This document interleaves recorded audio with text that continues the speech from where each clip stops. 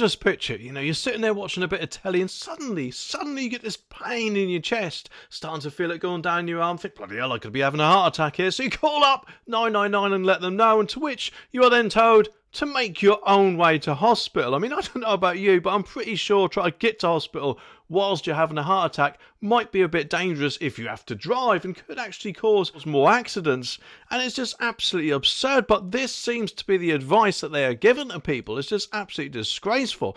According to this article, it says that the NHS has plunged into winter crisis with heart attack patients advised to make their own way to hospital after calling 999.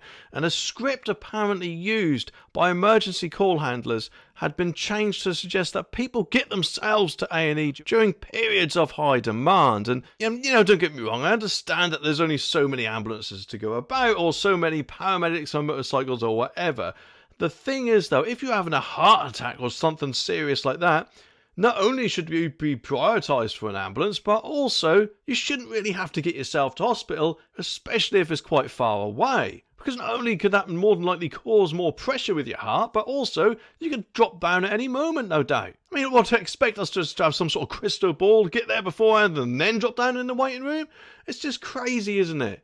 And this, unfortunately, is the result of more and more people needing treatment, but not enough ambulances or whatever to go around, isn't it? It just seems that way anyway. But a leaked West Midlands ambulance service memo said category 3 or 4 patients with severe abdominal pain or who have fallen, possibly due to that heart attack, or are vomiting, will now be told that ambulance service is under significant pressure and we don't have an ambulance available to respond to you.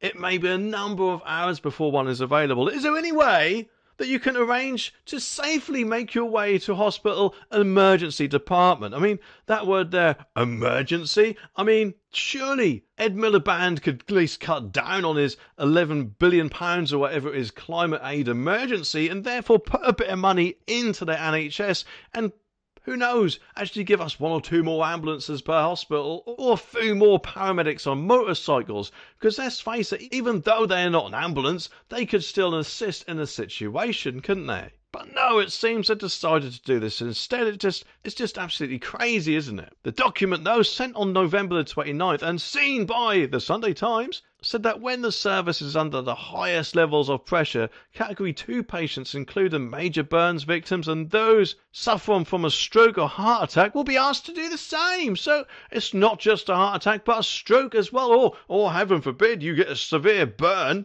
Okay, so admittedly that category 3 or 4 fall isn't a heart attack. However, I do not think this should apply to category 2 patients. That is clearly an emergency, isn't it? I mean, whatever's next, category 1 patients where who knows what they'll be suffering with, but they'll have to do the same, no doubt, more than likely. I'll tell you what, sod it. How about we book an appointment to come in? Will that make it easier for them? And, don't get me wrong, I'm trying to bash the NHS.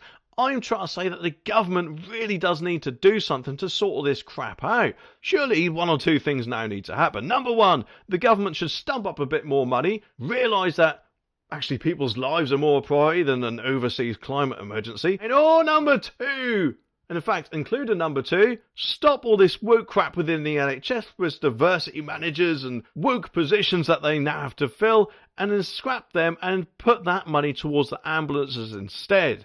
It just seems crazy that they're not doing this, doesn't it? And instead expect us, who in some situations, especially this category 2 one, to get to hospital even though it may make the condition worse. And admittedly they did say safety, however, not everyone can do that, can they? And get this, all ambulance services have adjusted their scripts to deal with periods of high demand, as sickness levels plunge the NHS into a winter crisis. And it is thought that others may be using the same strategy as West Midlands, which is awful, isn't it?